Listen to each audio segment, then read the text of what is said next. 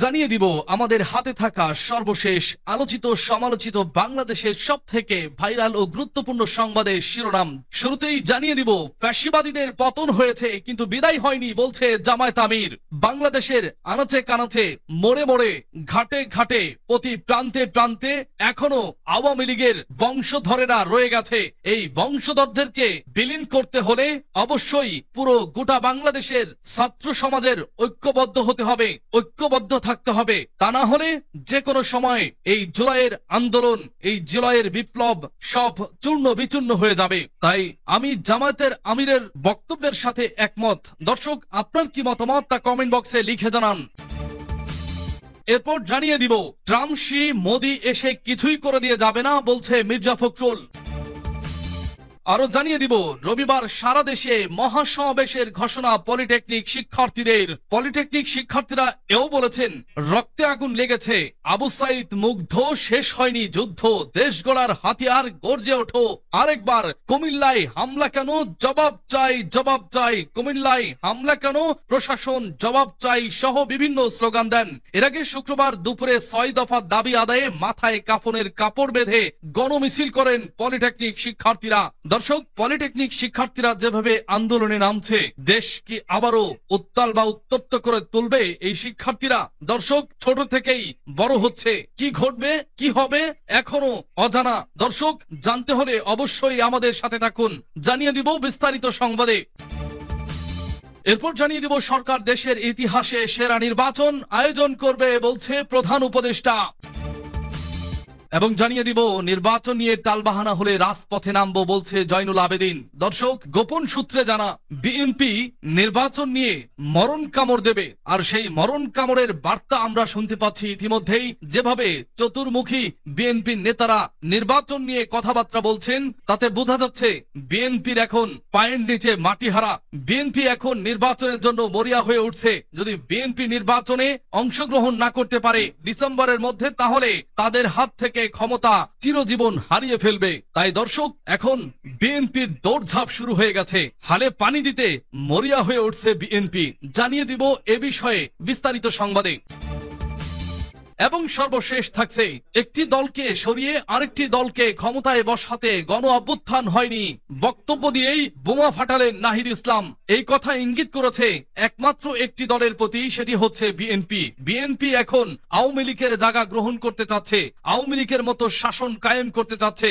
আওয়ামী লীগ তাদের সাথে যা করেছে এবং বিভিন্ন আনুষঙ্গিক যে দলবল তারা তাদের সাথে যেভাবে আচরণ করেছে, তার ক্ষোভ ঝাড়তে চাইছে এবার ক্ষমতায় যে বিএনপি।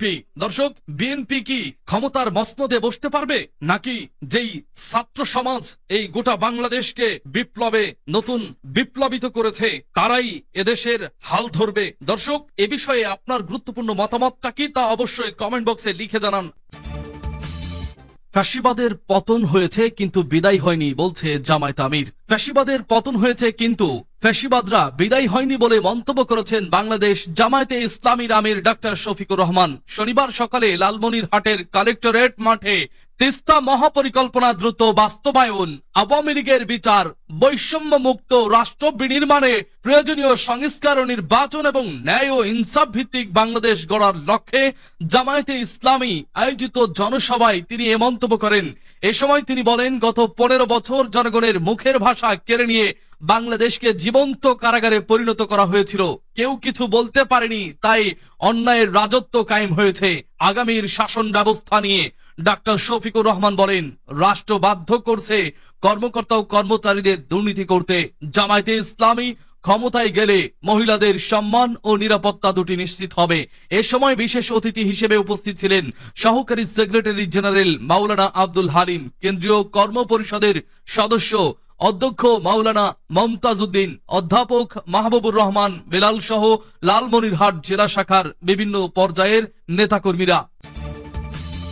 ট্রাম্প মোদি এসে কিছু করে দিয়ে যাবে না বলছে মির্জা ফখরুল। আমাদের দেশের ভবিষ্যৎ আমাদেরকে নির্মাণ করতে হবে উল্লেখ করে বিএনপির মহাসচিব মির্জা ফখরুল ইসলাম আলমগীর বলেছেন, আমেরিকা থেকে এসে প্রেসিডেন্ট ডোনাল্ড ট্রাম্প, চীন থেকে এসে প্রেসিডেন্ট শি জিনপিং কিংবা ভারতের প্রধানমন্ত্রী মোদি এসে ধাক্কা দিয়ে কিছু করে দিয়ে যাবে না।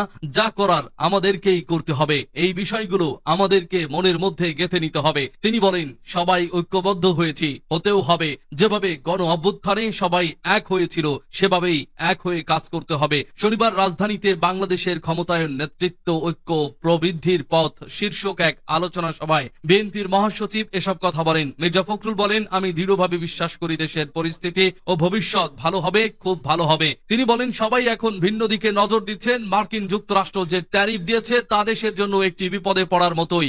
মার্কিন যুক্তরাষ্ট্রে দেওয়া বাড়তি শুল্ক দ্রুত সমাধান করতে না পারলে সমস্যা আরো বাড়বে বলেও মন্তব্য করেন তিনি। সবাই মির্জা ফখরুল দেশের কৃষি খাতে নজর দেওয়ার আহ্বান জানিয়ে বলেন, কৃষকদের প্রতি গুরুত্ব সহকারে কাজ করতে হবে। মাঠে ঘাটে যারা কাজ করছেন তাদের প্রতি গুরুত্ব দিতে হবে, তাহলে দেশের অর্থনীতি ঘুরে দাঁড়াবে। তিনি আরো বলেন, ডক্টর ইউনূস সাহেবকে দায়িত্ব দেওয়া হয়েছে, তিনি চেষ্টা করছেন, তাকে ধন্যবাদ জানাই। আশা করি ডক্টর ইউনূস সফল হবেন। আসুন আমরা নিজেরা নিজেদের সাহায্য করি। রবিবার সারা দেশে মহাসমাবেশের ঘোষণা পলিটেকনিক শিক্ষার্থীদের। ৬ দফা দাবি আদায়ে আগামীকাল রবিবার সারা দেশে মহাসমাবেশের ঘোষণা দিয়েছেন কারিগরি শিক্ষার্থীরা। শনিবার রাইজ ইন রেড নামে মানববন্ধন কর্মসূচি শেষে মহাসমাবেশের ঘোষণা দেন কারিগরি ছাত্র আন্দোলনের প্রতিনিধি ও ঢাকা পলিটেকনিক ইনস্টিটিউটের শিক্ষার্থী জোবায়ের পাটোয়ারি। কুমিল্লার কর্মসূচিতে হামলার অভিযোগ এনে এর প্রতিবাদে সারা দেশে নিজ নিজ প্রতিষ্ঠানের সামনে আজ প্লাকার্ড হাতে রাইজ ইন রেড নামে মানববন্ধন কর্মসূচি পালন করেন। পলিটেকনিক ইনস্টিটিউটের শিক্ষার্থীরা দুপুর 12:15টার দিকে রাজধানীর তেজগাঁওয়ে ঢাকা পলিটেকনিক ইনস্টিটিউটের মূল ফটকের সামনে মানববন্ধন কর্মসূচি শুরু করেন শিক্ষার্থীরা। এ সময় আন্দোলনরত শিক্ষার্থীরা রক্তে আগুন লেগেছে, আবু সাইদ মুগ্ধ, শেষ হয়নি যুদ্ধ, দেশ গড়ার হাতিয়ার, গর্জে ওঠো আরেকবার, কুমিল্লায় হামলা কেন, জবাব চাই, জবাব চাই, কুমিল্লায় হামলা কেন, প্রশাসন জবাব চাই সহ বিভিন্ন স্লোগান দেন। এর আগে শুক্রবার দুপুরে ৬ দফা দাবি আদায়ে মাথায় কাফনের কাপড় বেঁধে গণ মিছিল করেন পলিটেকনিক শিক্ষার্থীরা। মিছিল পরবর্তী এক ব্রিফিং এ কারিগরি ছাত্র আন্দোলনের প্রতিনিধি ও ঢাকা পলিটেকনিক ইনস্টিটিউটের শিক্ষার্থী জোবায়ের পাটোয়ারি বলেন, কর্তৃপক্ষকে বলবো, আমাদের দাবি দ্রুততম সময়ের মধ্যে মেনে নিন, আমরা রাজপথ ছেড়ে দেব। কুমিল্লার ভাইদের উপর হামলার সুষ্ঠু তদন্ত ও বিচার নিশ্চিত করুন, তাদের সুচিকিৎসা নিশ্চিত করুন। আমরা আপনাদের সঙ্গে আলোচনায় বসতে আগ্রহী। কারিগরি ছাত্র আন্দোলনের প্রতিনিধি ও ঢাকা পলিটেকনিক ইনস্টিটিউটের শিক্ষার্থী মোহাম্মদ মাশফিক ইসলাম দেওয়ান বলেন, এই সরকার আমাদের সরকার, শিক্ষার্থীদের সরকার, বিপ্লবীদের সরকার। এই সরকারকে পূর্ণ সহযোগিতা করতে আমরা প্রস্তুত। কারিগরি শিক্ষা সেক্টরে যে বৈষম্য আছে আমরা চাই সরকার তা দূর করুক। এর আগে বৃহস্পতিবার রাতে ঢাকা পলিটেকনিক ইনস্টিটিউট সহ দেশের বিভিন্ন পলিটেকনিক ইনস্টিটিউটের শিক্ষার্থীরা দাবি আদায়ে মশাল মিছিল করেন। তার আগে শিক্ষা মন্ত্রণালয়ের কর্মকর্তাদের সঙ্গে দীর্ঘ বৈঠক করেও সন্তুষ্ট না হয়ে ৬ দফা দাবিতে তারা আন্দোলন চালিয়ে যাওয়ার ঘোষণা দিয়েছিলেন।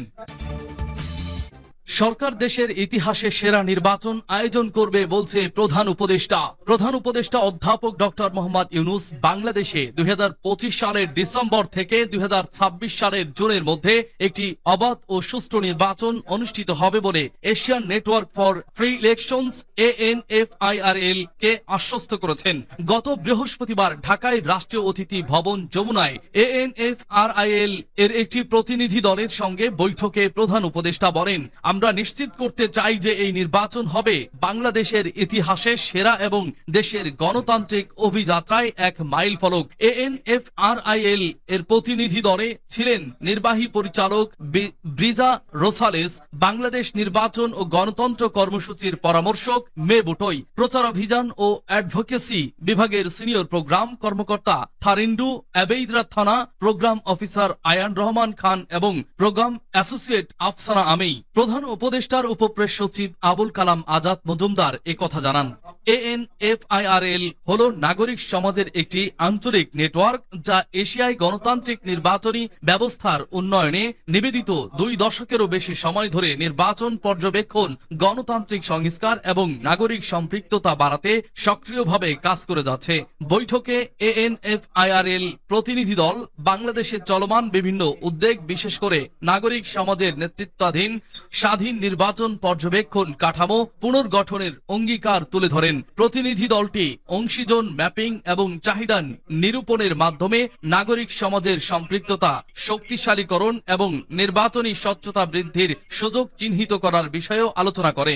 ANFIRL প্রতিনিধি দল প্রধান উপদেষ্টার সঙ্গে বৈঠকের সুযোগ পেয়ে কৃতজ্ঞতা প্রকাশ এবং বাংলাদেশে স্বচ্ছ বিশ্বাসযোগ্য নির্বাচন আয়োজনের লক্ষ্যে অংশীজনদের সঙ্গে চলমান সহযোগিতা অব্যাহত রাখার প্রতিশ্রুতি পূর্ণ ব্যক্ত করে। সূত্র বাসস।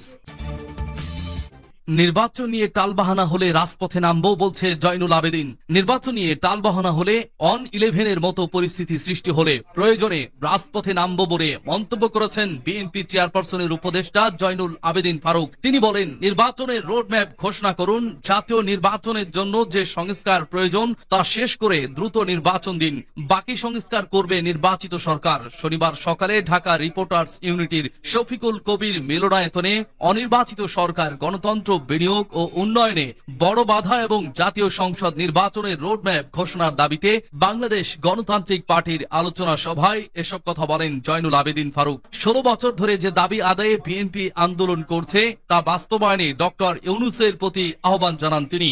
জয়নুল আবেদিন বলেন, নির্বাচনের আগে ফ্যাসিবাদের নিয়ে ভাবনার কিছু নেই, রাজনীতির মাঠে আর কখনোই তারা আসতে পারবে না। সংগঠনের সভাপতি SM শাহাদাত হোসেনের সভাপতিত্বে আলোচনা সভায় আর উপস্থিত ছিলেন NPP chairman Fariduzzaman Farhad, NDP একাংশের চেয়ারম্যান কারি আবু তাহের, ওলামা দলের সিনিয়র যুগ্ম আহ্বায়ক মাওলানা আলমগীর হোসেন, যুব জাগোপার সভাপতি আমির হোসেন আমু, মৎস্যজীবী দলের নেতা ইসমাইল হোসেন সিরাজি প্রমুখ।